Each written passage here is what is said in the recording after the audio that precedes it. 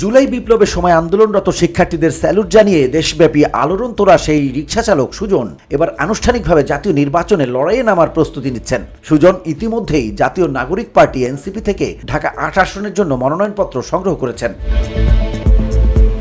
বৃহস্পতিবার সন্ধ্যায় এনসিপির কেন্দ্রীয় কার্যালয় থেকে তিনি দলীয় মনোনয়নপত্র হাতে নেন। সুজন জানান তিনি ঢাকা ৮ আসন থেকে জাতীয় নির্বাচনে প্রতিদ্বন্দ্বিতা করবেন। ঢাকা ৮ আসন থেকে নির্বাচন করার কারণ ব্যাখ্যা করে সুজন বলেন, ঢাকা ৮ আসনের ভার্সিটি এলাকায় আমি জুলাই আন্দোলনে শরিক হয়েছিলাম, এজন্য আমি ঢাকা ৮ আসন থেকে মনোনয়ন ফর্ম নেয়ার সিদ্ধান্ত নিয়েছি।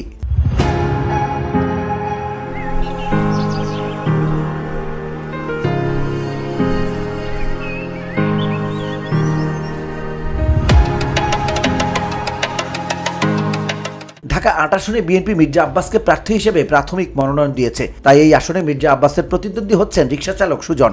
জুলাই বিপ্লবের সময় শিক্ষার্থীদের প্রতি তার স্যালুটের দৃশ্যটি দ্রুতই সামাজিক যোগাযোগ মাধ্যমে ভাইরাল হয়ে যায় এবং তিনি জনগণের ব্যাপক ভালোবাসা ও সমর্থন লাভ করেন। সেই জনপ্রিয়তাকে পুঁজি করে নির্বাচনে জয়ী হবেন বলে আশাবাদী সুজন।